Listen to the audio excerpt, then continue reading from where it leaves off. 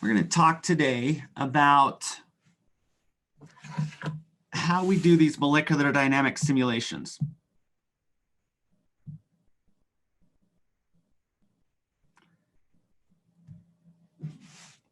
We had gotten to the point where we knew we had to initialize velocities, we have to evaluate forces, but then now that we have the forces done, how do we propagate through time? How do we integrate the equations of motion? What do we mean by integrating? Well, you know that way back in your Physics 121 class, or maybe even in high school, you learned about Newton's kinematic equations of motions, where the position of a particle is related to the velocity and the acceleration. Something like that. And you probably did all sorts of problems like this in your physics classes, where the acceleration was constant. Usually we do something like a gravity, like with projectile motion, right? We shoot a cannon or whatever into the air with a certain angle, and we're able to figure out how far it will go before it hits the ground again, because the acceleration is constant. We neglect wind motion, things like that, right? And we just say there's only acceleration in the downward momentum, the downward in the y-axis, and then we can solve this out. That's the simplification we do. We basically say the acceleration is constant.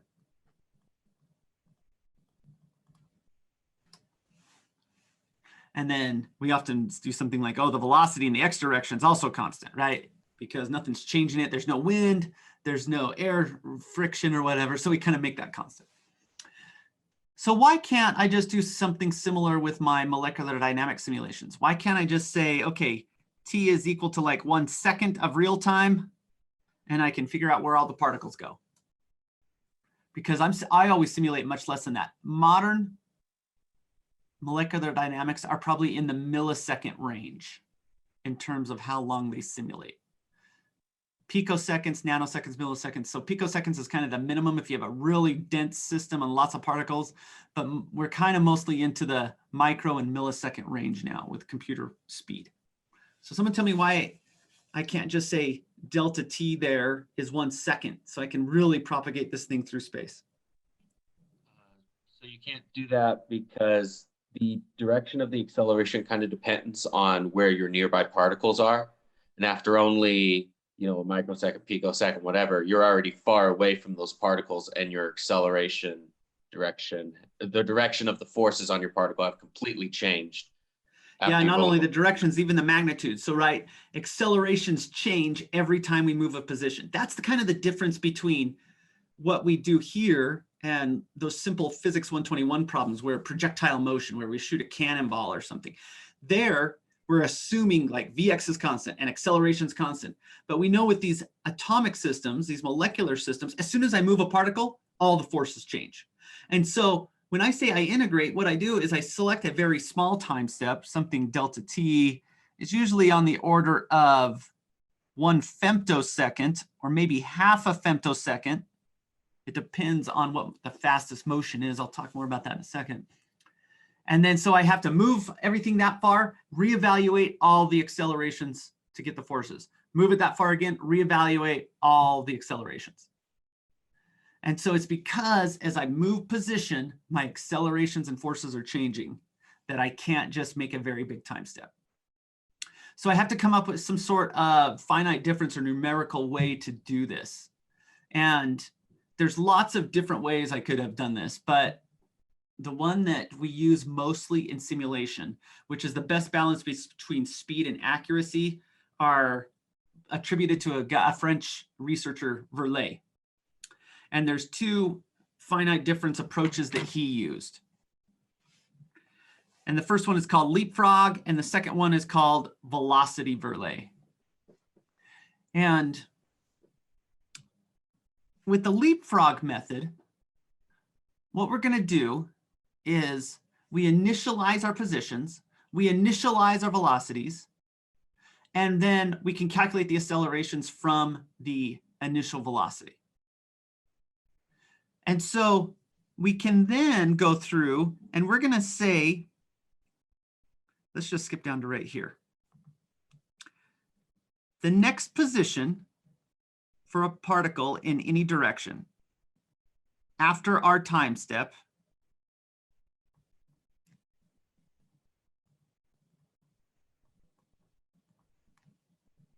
after delta t is where we are currently, that makes sense, times some velocity. And this is a velocity at the half time step. I'll talk about that in a second.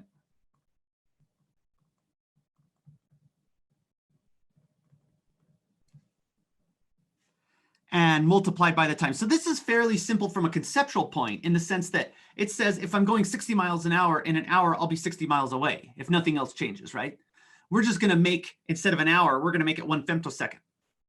And then we're going to do this over and over and over again.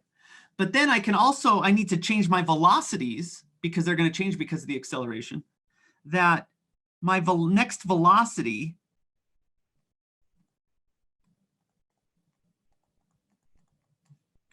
and it's actually a velocity, what we call at a half time step. That's what this k plus 1/2 means. And I'll talk more about that in a second.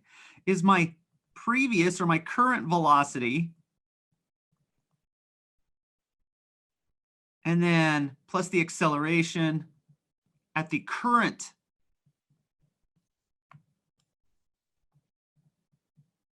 How do you spell acceleration? I can't spell today. The current acceleration times the time step. So what are these half time steps? This kind of goes back to finding numerical derivatives. It's doing a finite difference approach. Instead of going a full time step forward in the velocity, we're going to go half the time step, delta t over 2. And it gives us a little better accuracy than if we just based it all off the current time step. And so the way to understand this is kind of drawn in this first column. I want to make sure I write everything down here. So let's say this is my initial. I'm gonna erase a little here so I can get some room. Let's say this is my first iteration. I know what the positions are. Either I initialized them onto a lattice or I had them from a previous simulation or whatever it is. I know what my current position are. And because of that, I know what my current accelerations are because it's only dependent on position. Does that make sense? We've already done that. You've done that for the energies with Monte Carlo, right? There's no velocities involved. Well, I'm then going to initialize what I call v to the 1/2. We already talked about how to initialize those. Well, I can propagate the system then according to this. I can, for my current time step, I can get the new accelerations, just doing the normal Lennard-Jones, right? Force calculation, double loop sort of thing. I'm then going to use this equation to update the next velocity.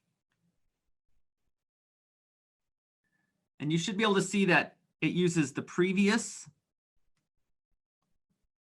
velocity at the half-time step, and it uses my current acceleration. And that gives me my next half-time step velocity. Then I can use the top equation here. Now that I've got my next half-time step velocity, I can update my next position because it uses the k plus 1/2 velocity that I just determined right here. It's not very good. There's a lot of things here. And then I'm back to where I started after one iteration. I can re-get my new forces to get my accelerations. I can update my velocities again, and I keep going and going. So that's what's called the leapfrog. It's called leapfrog because you only have velocities at half the time step. Now, I don't go through all the math to derive all these, but you could do that if you want. You can look them up. They're all over the web because I don't think that's very useful, but that's what the leapfrog method is. And most of the time we don't use leapfrog anymore. You just want to know it's out there because of some historical, we used to use leapfrog all the time. And there's actually a reason for that. It's because if you rearrange these two equations, you could eliminate having to actually ever calculate the velocities, if that makes sense, the new velocities. And so it sped up calculations, but we found out we wanted the velocities because they're related to the temperature. We didn't know what temperature we were. And so now what we use is a velocity Verlet algorithm where everything is propagated according to the current time step. There's none of this stuff about half time steps. And hold on a second. Sorry, it does that. And the algorithm for that is right here. You can update the next velocities. Hold on, make sure. Yes. Based on the current velocity, and then the average of our accelerations of the previous time step and the current time step. And so instead of knowing the velocities at half the time step, we know the accelerations kind of at half the time step, but it's just the average of the two accelerations. So let's go through this. Here's how we update the positions. Notice the big thing is it's all dependent on the current time step, the acceleration in the current time step, the velocity in the current time step, and then the K and the R in the current time step. And so there's nothing about this half sort of stuff. But then once I update R, I have to re-update my velocities. Why am I not getting it? I already have this evaluated because it's the current time step. Because I updated my positions with the previous, with this equation, I now get my new accelerations, and then I can update my velocity to the next time step. And so let's go through graphically what that looks like. I take my current velocity, acceleration, and position. I can update to the new positions. I then get the new acceleration, and then I can update the new velocities. And then I start over. And so let's go through the algorithm in the code.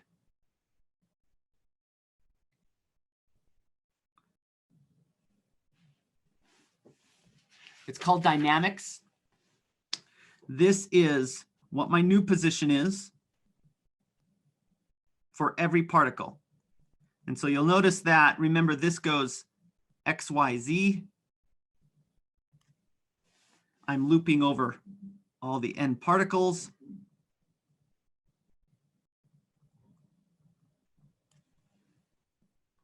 And so the first thing I do is update my new position based on current R, current V, and current A. But you'll notice I only update to kind of half the time step here. Now, whenever I update, I have to kind of do my normal periodic boundary conditions, PBC. If I ever go outside the cube, then I put it back in on the other side. Sorry, we're not updating to half a time step here. I messed up right there. It's the velocities that are going to half a time step right here. And then I update my velocities to half the time step, because now that I've updated the velocities to half the time step, I now need to call the acceleration subroutine again to get the new forces, and then I update the velocities to the rest of the half a time step. And so this would be AK plus 1. And this would be AK. This is AK. So I move my particle positions. I update half the velocities, but then I need to, because I move particle positions, I've got to update my acceleration, and then I update the velocities again to the rest of the full time step. And so once I get through this, then I can calculate my kinetic energy using the current velocities, 1/2 mv squared. And then I can get a temperature later. So this is how we propagate the system. There's other numerical methods you could have done, but some of them are slower or some of them are less accurate. And so you might just need to read through those steps a couple times to kind of see what it is. I start with current position, R, V, A, update to a new X. Then I update V to half a time step. I get new A's. And then I update V to the rest of the half of the time step. Okay, Nathan. Yeah, so this seems like a lot more complicated than the other method. Is there like an advantage of accuracy or something that would make this method better? Yeah, so the leapfrog method, that's why we used it for so long. It's a little easier. But this one we found out later gives us, it's kind of a long story, but it gives us the more accurate velocities. And it also is, this goes into a little advanced topic, but it is time reversible. And if you have a good integrator, it must be time reversible. And what that means is if I run 1,000 steps forward, and then I just stick a negative sign on the delta t and then run 1,000 steps backward, I better get to the exact same point I started. Does that make sense? Time reversible means that if I go backwards in time, I should get back to the X, and the leapfrog method doesn't give me that. And that doesn't matter a lot when we were not as good at molecular simulation and when we had less accuracy in other parts like the model, or we couldn't simulate long enough to see the effects or things like that. But we found out that the leapfrog is not time reversible. Velocity Verlet is time reversible. So we essentially just want to be using this one. Yeah, this is what everyone does now, is Velocity Verlet. It also is rigorous to, if we want to extend it to constant pressure or constant temperature simulations, it's all based on Velocity Verlet. And that's a little advanced topic we don't talk about, but this is what everyone does, is Velocity Verlet now. Old codes, you could still have the option to do leapfrog and like historical codes, but no one does it anymore.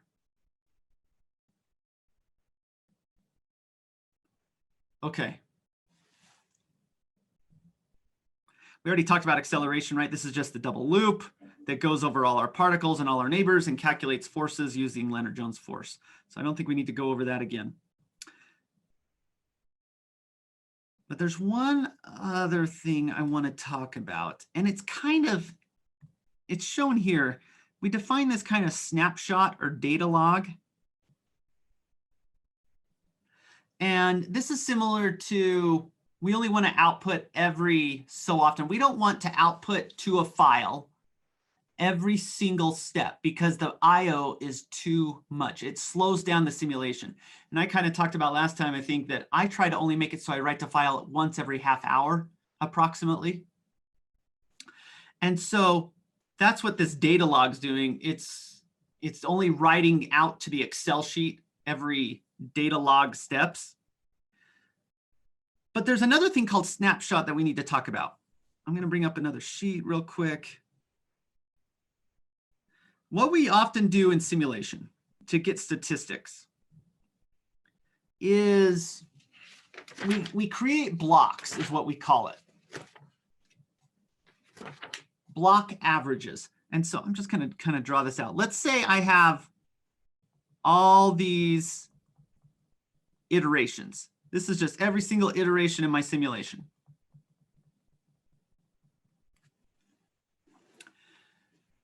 And so it could be my potential energy I'm recording, or my velocities, or my kinetic energy, or my pressure, or my temperature, whatever it is. I could record one theoretically every single iteration. To get statistics, what I usually do is define some sort of block or snapshot. Oh, come on. I'm trying to get a different color. It's not switching on me. Where I'm going to say maybe, I don't know, in this case, I probably picked like 15 steps. And you're going to want to pick something like, 15,000 steps or something like that. So every 15,000 steps, or maybe it's 1 million, or maybe it's 10 million, but I can get the average of property J. So it could be, pressure, temperature, kinetic energy, whatever. And that would give me one average.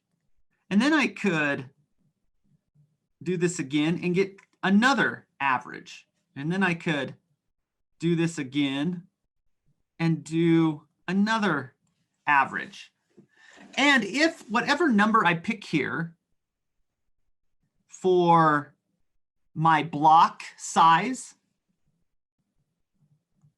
if it is big enough, then where I start here is uncorrelated to where I get here. And so it's like I've done, in this case, like 3 independent simulations, even though I only submitted it once.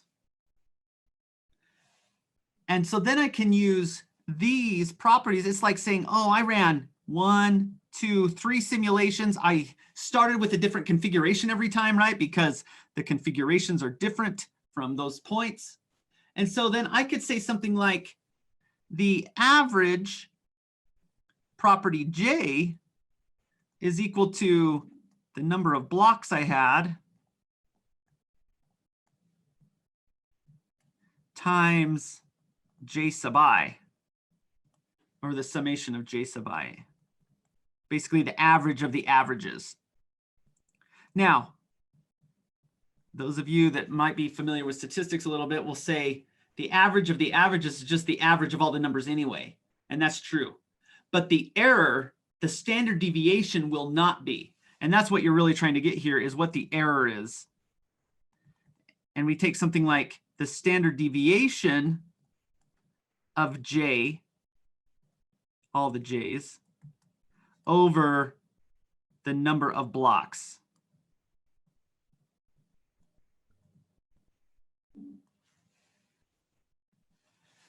If that makes sense. So what we've done so far in simulation, right, is we run one simulation and we get one value for pressure, and everyone gets a slightly different value for pressure because there's natural variations in what we sampled. Just like an experiment, you're going to want to do the simulation multiple times. And theoretically, you want it to be independent. You want independent properties. Well, to get that independent properties, what we used to do, since we only wanted to submit these simulations once, we defined some sort of block size, and it probably modern day probably has to be something like 1 million steps. But I might submit like 10 million steps, and then I would have 10 blocks if I made my block size 1 million. And then I would use those 10 block averages to get my error in whatever property I'm doing. You could get the very exact same effect by just submitting 10 independent simulations, right? And that's what we do now with supercomputers. We have so many core that it's easier just to submit 10 1 million step simulations, get all the averages and errors of that, than to submit 1 10 million step and then do blocks. But you should be aware that this is common in the literature, and there's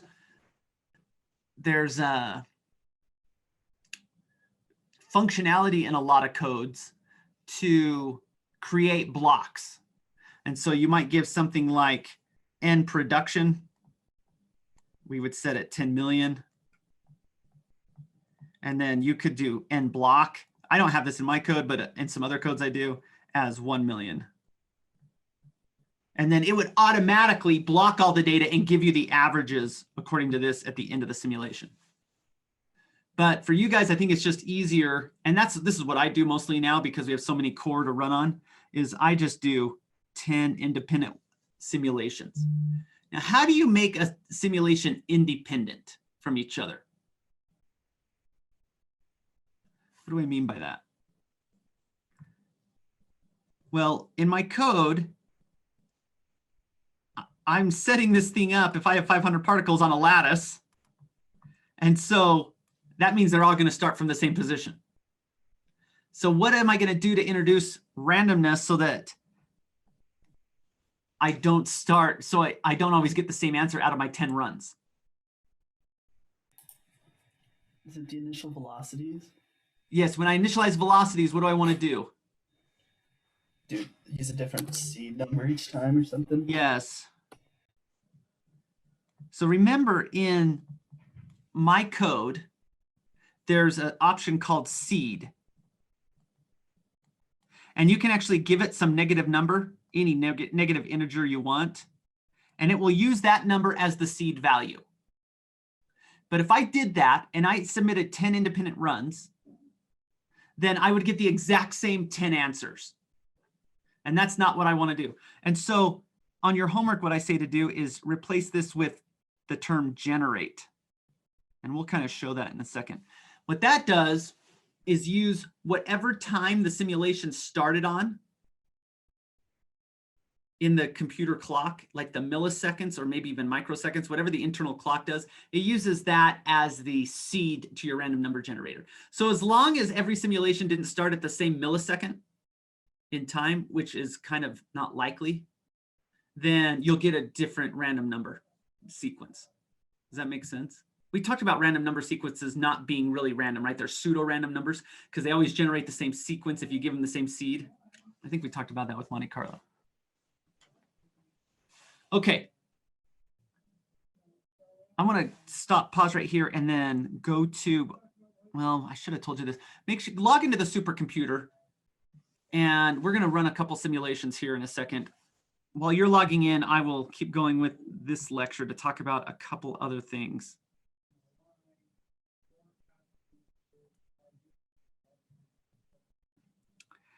We want to speed up these simulations as much as possible. Same thing we do with Monte Carlo. And so we use some of the same tricks like cutoff potentials. After 2.5 or 3 or 4 sigma, whatever we decide, we're going to cut off the Lennard-Jones so that we don't need to calculate all the stuff that would give us 0 to our forces, right? We don't want to go through the R to the 6, R to the 12, if it just gives us 0 in the end. So we do our cut. And then because we do our cut, we add on the corrections. We've already talked about the corrections for pressures and U and things like that based on the radial distribution function. So that's nothing much new. Another thing we do is called a neighbor list or a neighborhood list. In fact, every modern code has some version of a neighbor list. Are you seeing my screen? Did I stop? Did I not? Oh, you're not even seeing my screen. Why didn't someone tell me that? Let's go back and I'll show you what I was drawing. So for cutoff potentials, we do what we've already talked about, where somewhere in R, something like 2.5 or 3 sigma, then we're going to cut off the potentials and call everything else after that 0. And that speeds up our simulations. The other thing we're going to do is what's called a neighbor list. And the way to understand a neighbor list is to understand that the forces and energies are only non-zero close to my particle. It's similar to a cutoff, but I don't even want to spend time doing a cutoff every time. I want to exclude everything that's maybe like 5 sigma away from even going through the list, if that makes sense. I don't want to even put those into my double loop. I don't want to do a double loop through all the particles. I want to keep track of the ones that are kind of close. And I do that by creating a neighborhood list. And I'll have to, of course, update that neighbor list every few steps. But overall, it improves my speed. And I've kind of already got this drawn out. So I'm going to talk about it like this. So in your simulation, you can imagine my central particle there that I've labeled 1. Here's my central particle. I have my R cut, which is like 3 sigma. And you can see most of the particles are outside R cut. So what I'm going to do is I'm actually going to create a list of everything that is R cut away plus a little more. And then in my double loop, I'm only going to check distances with things in this list. And as long as a particle doesn't move further than my little shell distance, then it's not going to matter that I didn't check all the particles that are outside my list. Nathan. Yeah, so the point of this is to make sure we don't have to iterate over every particle in the box every time we want to make a move, right? That's right. But in order to calculate what particles will be in this neighbor list, don't we have to iterate over every particle? Yes, so we have to do it. We have to iterate over every particle every once in a while, but not every step. And usually it's like every 20 steps. We have to update our list. Okay, so we update the neighbor list every 20 steps. Yes, something like Okay, that. or 10, something, 20, yep. 30. Okay. You can make it dynamic where it calculates how far a particle's done, and it's kind of dependent on position, but it dependent on the temperature, right? Because things will move faster if you're at a higher temperature. But overall, this gives us much faster codes. In fact, if you, I don't know if you guys know about scaling, like if we do a double loop like 4i and then 4j around all those particles, that scales as n squared, which kind of makes sense, right? I have to check every particle with every one of its neighbors. When we do a neighbor, so if as I go to more and more particles, it gets n squared slower. It scales as n squared. When I do this neighbor list, it scales as n log n, which is a significant decrease as I increase.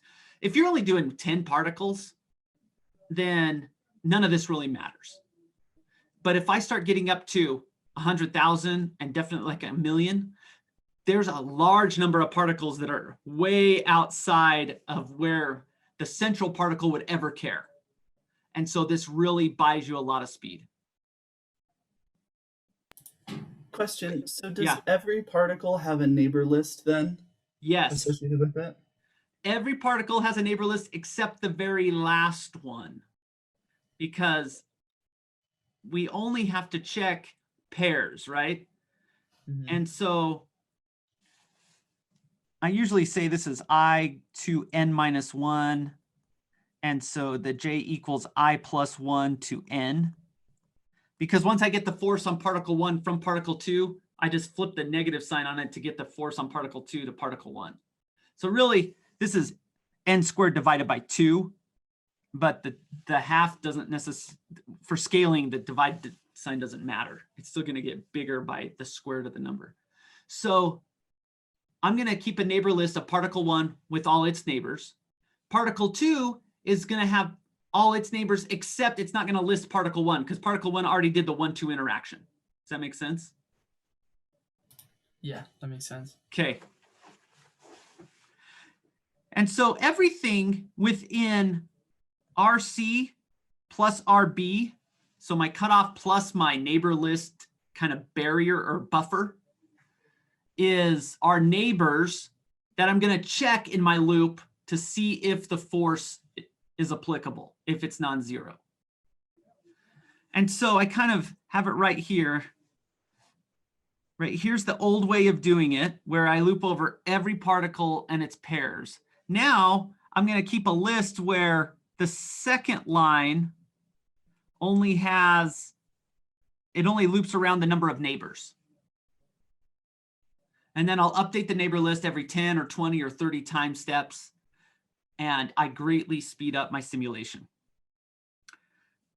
Let's show how this could be implemented. There's multiple ways you could implement this. This is just one way, just to give you an idea of how this happens. What I'm going to do is create 2 arrays. One array is n entries long. The other array, and that's NAB list. The other array is way longer than that.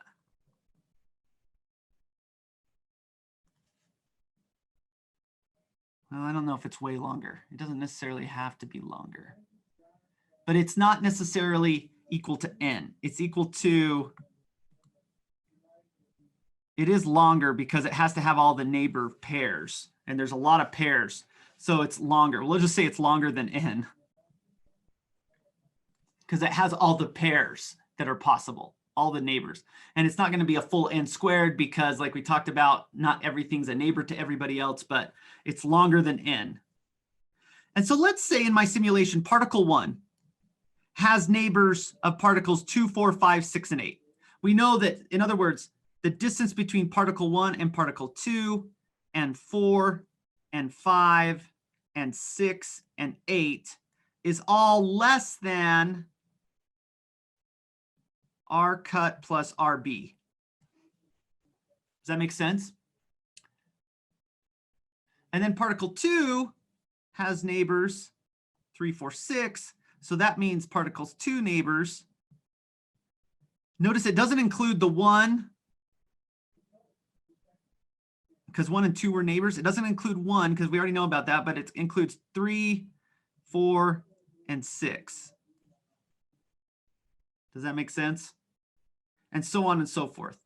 So particle 1 knows about particle 2. Particle 2 does not know about particle 1 because I only need to count each pair once. And so what this entry is, this 1, represents the starting point in my second array where the neighbors for 1 start. In other words, the neighbors for 1 start in the first row of my second array. And then you'll notice that I have the 2 right here, I have the 4 right here, I have the 5 and the 6 and the 8. So the second list, this list, just lists all the neighbors. And then the first list tells me which position in that array that the neighbors start for each particle. So notice then particle 2, its neighbors start in row 6 of the second array. And then we have the 3. Oh, you can't see that. Sorry about that. Let's use red. You have the 3 and the 4 and the 6. Does that make sense? And so now I have this bookkeeping where I've kept track of all the neighbors for all the particles. And it's done with these 2 arrays. You could think of another way to do this. I could just have an array that tells me the number of neighbors I have currently, and then it just loops over. I have an entry for each atom, but there's multiple ways I could have done this. But this is one way. Does everyone see how I bookkeep and create this array of all my neighbors? And so then let's just complete one more.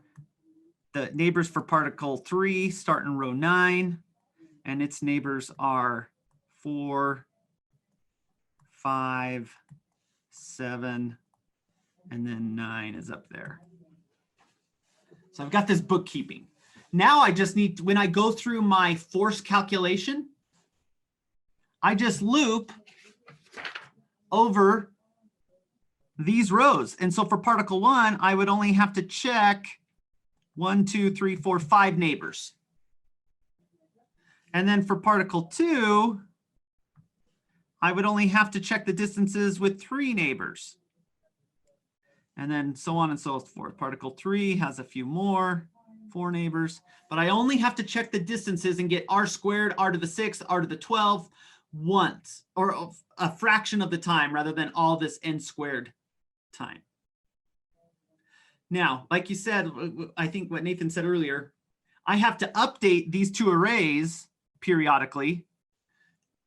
And the way I do that is I just do my double loop. And then if r is ever less than r cut, I have to start building this array. But I only do that once every, 20 steps. And so overall, it's a significant time savings, especially as I increase the number of particles. And so that's a neighbor list. Every modern code has some implementation of a neighbor list, and there's variations on the theme. Sometimes they make other lists, like they'll break up the domain of the simulation, or break up the simulation into individual domains if it's a really big simulation. So like if I had something that is 100 sigma, I only need to check the ones like in my upper quadrant, because only those are going to be anywhere close to say 3 sigma away. But here's how I do my this is how I would kind of augment my code. Like we talked about, instead of my inside loop going to j equal I plus 1 to n, it just loops over the number of neighbors I have, NB list particle to NB list particle plus 1. Or what that is NB list particle 2 to 6. I'm only looping over 2 to 6. And then the next time I go through, I would loop over 6 to 9.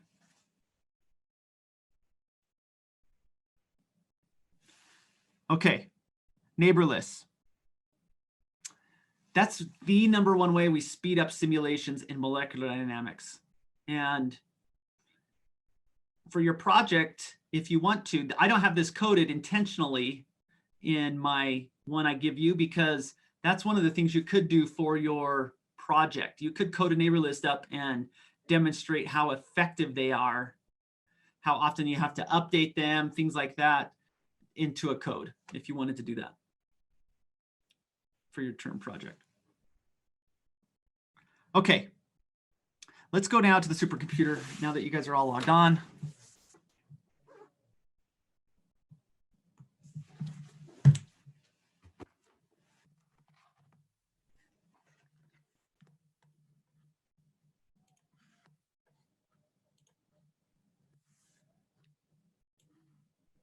I think I'm already logged on somewhere. Where am I? Here we go.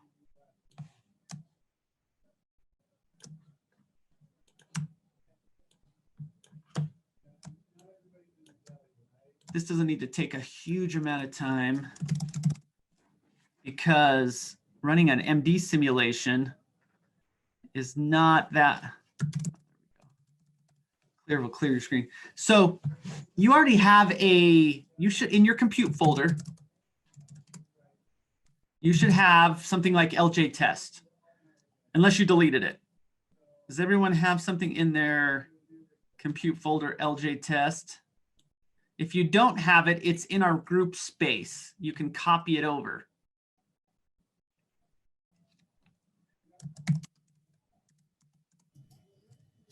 And remember, we have the simulation we're doing, 500 particles, temperature of 0.8 dimensionless, 0.85, and then density or rho of 0.9. I'm just going to go into there. We've been doing MC so far, but we're going to go into the MD part now. And when you list that, you should see something like MD test in and this velocity. And I actually made a slight error when I created this folder. You'll notice you have some equilibrated velocities, but you don't have any equilibrated positions, the coordinate file. So you can just copy the one from the MC, doing something like this if you want to. Or we can just generate it from scratch. But if you wanted to copy in the equilibrated coordinates to start from, you could do that using this command. So I'll just pause here a second so you can see that. But I want to open up MD test. I'm going to use Nano so you guys can practice with that, because I think you like Nano better than VI. So I'm going to do Nano MD test. And a lot of this is similar to MC, except now I need to say I'm going to do an MD code rather than MC, so that's different. Number of particles the same, temperature the same, rows the same. For right now, let's only do maybe 1,000 steps. So change the E steps to 1,000 and the P steps to 2,000. I can leave our cut. I'm going to leave the DT at something like this. That's fine. And then I'm going to change my output, how often I do this, just to say something like 300, or let's do 250 just so we get around. Now let's talk about a few things here. Remember I said if you want to do an independent simulation, you can put generate right here. This takes a seed from the clock, time clock. I can still do a radial distribution function. I can also do a movie file. And this is the name of the movie file. And then how often you want to output that movie file. We'll talk more about that later. You can delete that line, it's optional, but this says every 4,000 steps, I'm going to make a movie file. But I just want to kind of focus on change your number of steps, change your P step, and then change your output. And then Control O will save that. Oh, and then I'm going to exit. Let me list my directory again. You should already have an executable. The same executable that you made for the Monte Carlo will work for this. And so I do the same thing. I do LJMDMC. I give it the input, and then I give it the output. And I can call the output whatever I want. I'm just going to call it mdtest.out. And that should run fairly quickly if we reduce the number of steps.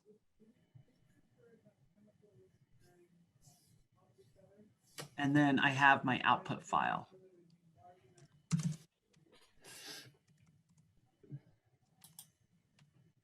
And it looks fairly similar to MC in terms of outputs. The initial part just tells me what I ran. It gives me my initial positions. It also gives me a little different, my initial velocities compared to normal or the MC. And so here's my initial velocities. And then it goes through after my velocities and it gives me all the iteration stuff. So it does T, the average T, P, the average P, kinetic energy, potential energy, total energy. And you should see after it starts production, so right here, remember I give it 1,000 steps of equilibration and then I start production. What do you notice about the total energy here? Compared to before? Stays mostly constant. It's mostly it's constant to within numerical error. And that's because energy is conserved. So the sum of my potential and kinetic energy gives me this number. And as long as my simulation is running correctly, this should be in like 10 to the minus 3, 10 to the minus 4 type range of accuracy. Okay. Why isn't it constant here? We talked about this earlier, but why isn't it constant here in equilibration? What's happening in equilibration that breaks conservation of energy?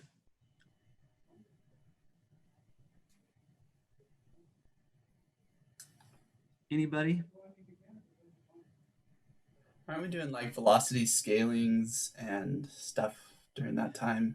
That's right. We're doing velocity scalings because we're trying to get the average velocity to correspond to the temperature we put in.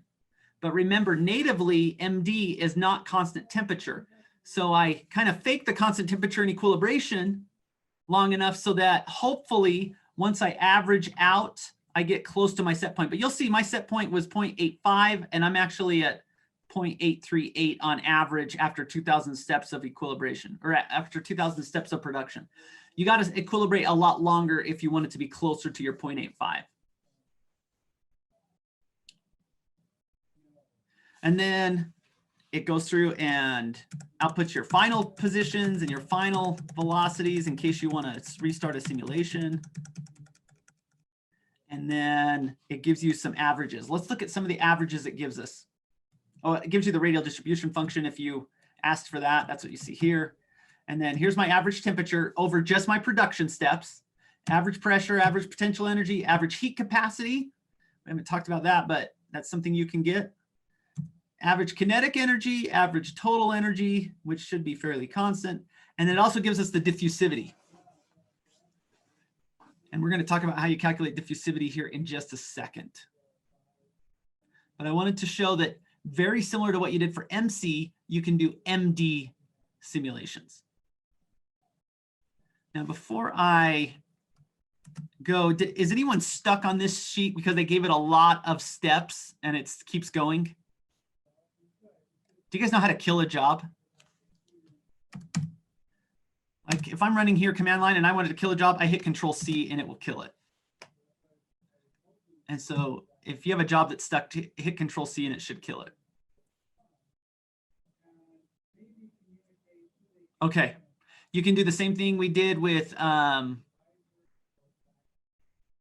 submitting jobs, SBatch, and I can make it a submit file.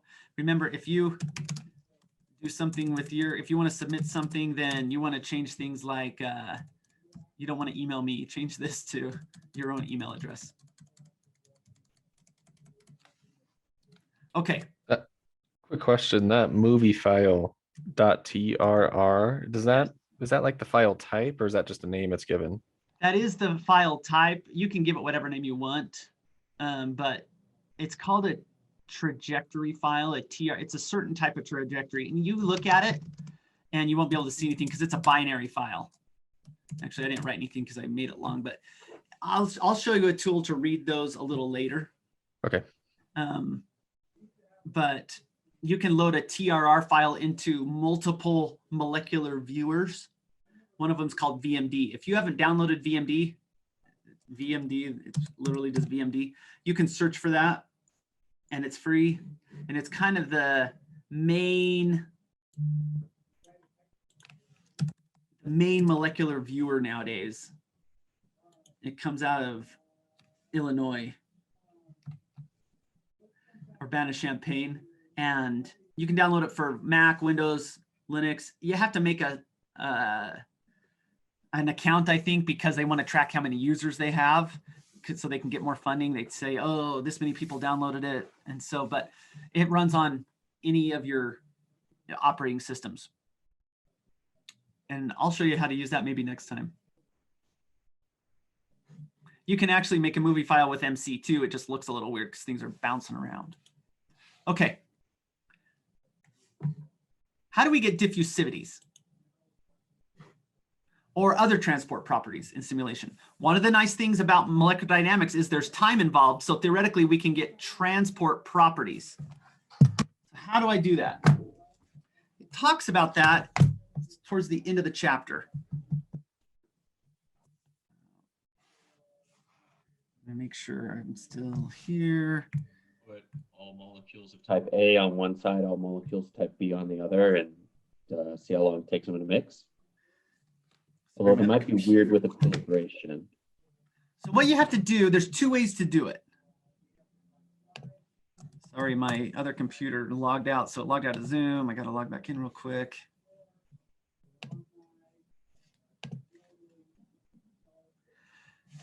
I'm going to introduce you to two concepts for calculating transport properties. There's two ways to do it. One of them is called using a Green-Kubo relationship. And that's probably going to mean nothing to you unless you've taken transport. If you've taken transport, it probably only means a little to you anyway. Because Green and Kubo were apparently some pretty smart people, and they came up with a theorem that is not intuitive to me. But I can trust their theorem to be right. And the other people that came up with something is like Einstein. Einstein came up with a way to calculate diffusivities based on molecular positions or how far atoms move. And so we're going to talk about both of these. We're going to come back to chemical potential. This is what a Green-Kubo relationship looks like. In fact, it's right here.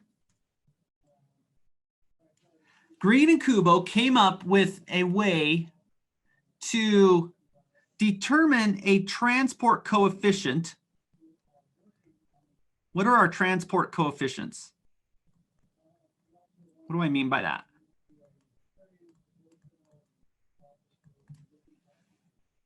I'll give you an example. One transport coefficient is called viscosity. What's another transport coefficient?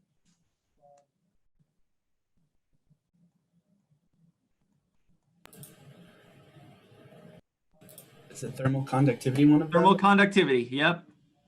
What's another one? That coefficient in Newton's law of cooling. So thermal H is not conductivity. really a trend. That's kind of a hack. That's not a fundamental thing. Oh, What's the okay. other? So this is momentum. This is heat transfer. What's the other one? Diffusivity. Diffusivity, mass transfer. So diffusivity. They came up and said, I can calculate any of these if I have this time correlation function with the proper things. And we're going to talk about what that means in a second.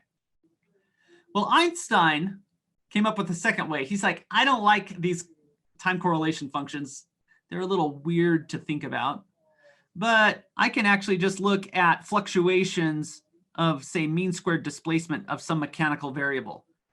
And so how far did something move? So there's two different ways to do this. There's the Einstein relations and there's the Green-Kubo relations. And I'm going to show you what both of those kind of mean right here. For diffusion, let's look first at the Einstein relation. That's the bottom one. This is fairly simple to calculate. It's x where I started, a position where I started,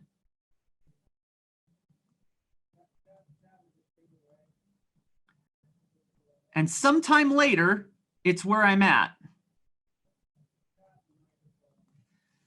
It's just the distance. I square it. It's the squared mean displacement of the particle. And then if I got the average of all of that for all the particles and divided by 2t, then it will give me the diffusivity. And that kind of makes sense if you think, right? The diffusivity is kind of telling me how easy it is for that molecule to bounce around and move through its medium. And so it's related to how far it goes.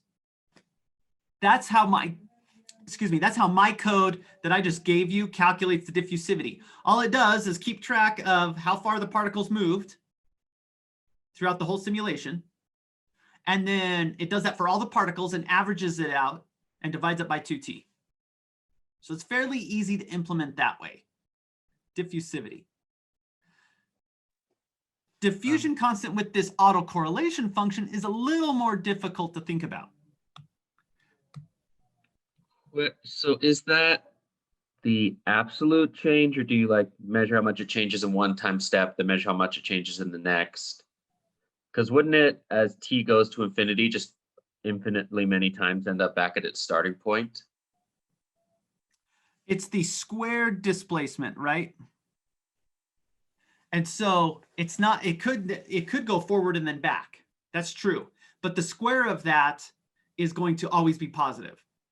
And so it's a measure of how far I moved in that time. So if I went forward and then back, I actually moved, say, 2 units. But in real time displacement, I moved 0. But I actually moved 2, and I want to count the 2. So that's really why you square it. Okay, so you're adding distance traveled every time step. That's right. Distance traveled every time step. So like Yeah. the x naught here is referring to before the time step, and the t is referring to after the time step. Yeah, so what I usually do is I keep track of this quantity every time step. Yes, before and after, how far it moved, that delta x. And then I just keep summing those up throughout the whole simulation and then divide it by the total time when I'm done. Does that make sense?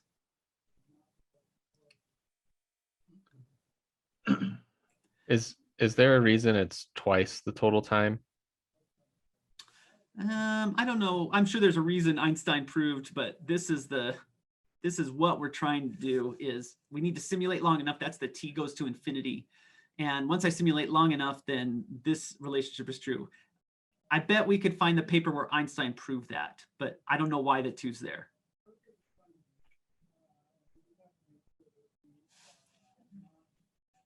What is an autocorrelation function? It's a little more complex to think about. But notice for diffusion, instead of keeping track of the position, I'm keeping track of the velocity. At where I start, or at time 0, I should say.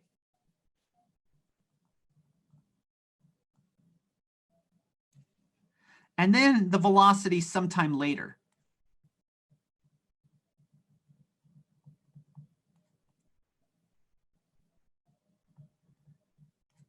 Now, let's say my velocity is 1.2 positive x. And then I move one time step.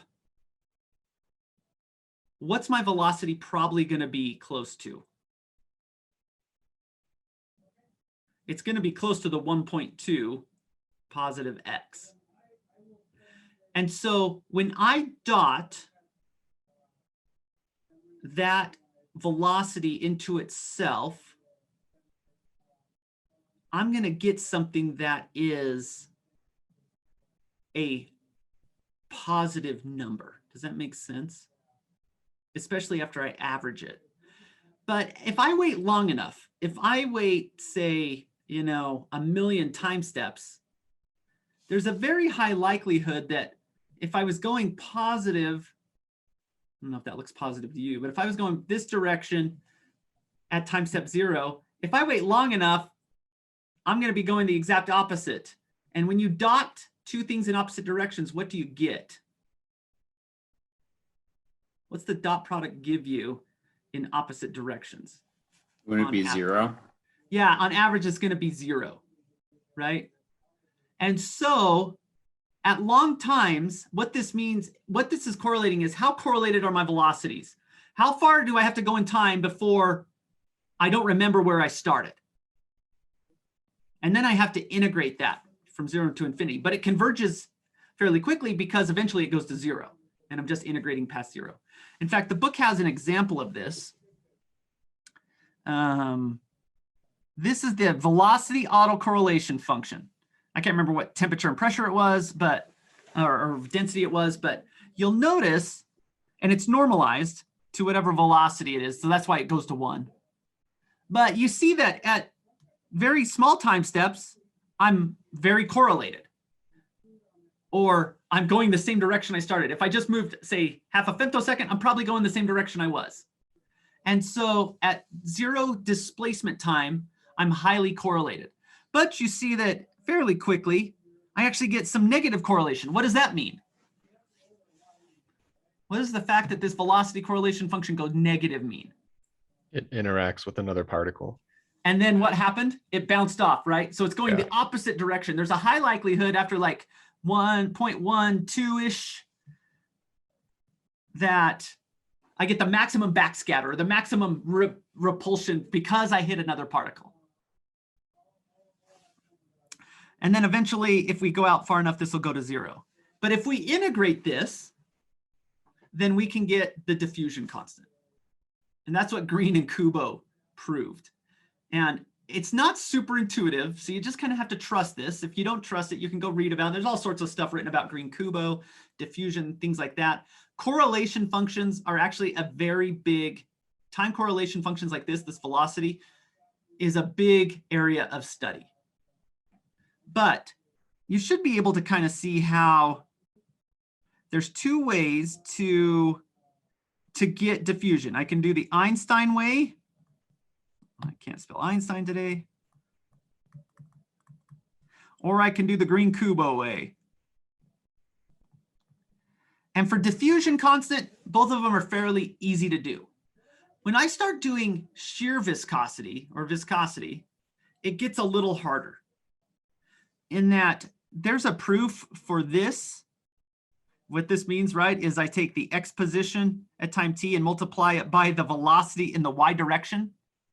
And then I compare that to where I started. This is, you should kind of see how that's getting you to something like the definition of viscosity, right? dv x dy. Like tau equals mu dv x dy. And so that's kind of what this is giving you, is some sort of that flavor that Einstein proved. The challenge is this breaks down as soon as you do periodic boundary conditions, because now as I go up in y, something weird happens at the boundary. And there's some things I can do to fix that, but usually with viscosity, what we're going to do is use the Green-Kubo relationship, where I need to keep track of the pressure tensor. Does anyone know what I mean by tensor? You should if you've taken transport. But when we say pressure, we're usually talking about the diagonals of the pressure tensor. or I can have a force in the X direction perpendicular to the X direction, and in the Y direction perpendicular to the Y direction, and in the Z direction perpendicular to the Z direction. That's what we usually think about with pressure. Particles are bouncing off the wall, right? And we calculate the pressure, the force per area as it bounces off. But I can also have kind of a shear force, right? As I can look at the force in the X direction, but I'm moving in the Y direction, right? So I can have the XY and the XZ, and then I can have the YX, YY, YZ, and ZX, ZY, ZC, ZZ. And so you'll notice that I want to look at how the pressure tensor or the shear stress in the XY shear stress is correlated as a function of time. And so the off diagonal elements, and that probably kind of makes sense, right? Viscosity is trying to measure how easy it is for two molecules to shear past each other. And so, right, it measures not the normal force, but it measures the shear force. And then I do the autocorrelation of that and then integrate from 0 to infinity. And I can do the same thing with thermal conductivities. So that is how we get transport properties from simulation, now that we have time. You have a code that does that for, it'll give you the diffusivity. And I think it's called, anyway, it's a workbook. You can also get the diffusivity from my code. Mine uses the Einstein relationship. The Excel code will give you the chance to calculate this both ways. It'll give you the mean squared displacement, and it will give you the velocity autocorrelation function. And you can take the limit, or basically the slope of that, to mean squared displacement, or you can do the integral to get the diffusivity. And we have you do that for one of the homework problems. Can I ask a quick question about that, actually? Yeah. So I notice for example, in the shear viscosity question or parts, there's a summation over each particle, right? But I'm looking at the Einstein one right below it, and it just sort of references some generic X and Y dot. Is that for a specific particle, or do we sum over each particle? Yeah, I would. So technically, if you simulate long enough, you can follow just one particle and get the diffusivity. But I have a lot more information than that with all my particles. So I keep track of it for all the particles. And then you just take an average? Yeah. Okay, cool.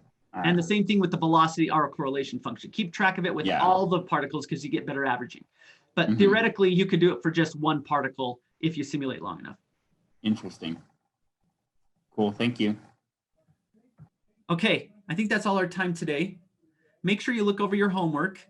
The first two problems aren't super hard. In fact, the third one deals with what we kind of just talked about. It might take you a little time on the supercomputer because I'm kind of forcing you to get onto the supercomputer to practice submitting jobs, doing this independently, getting independent simulations, things like that.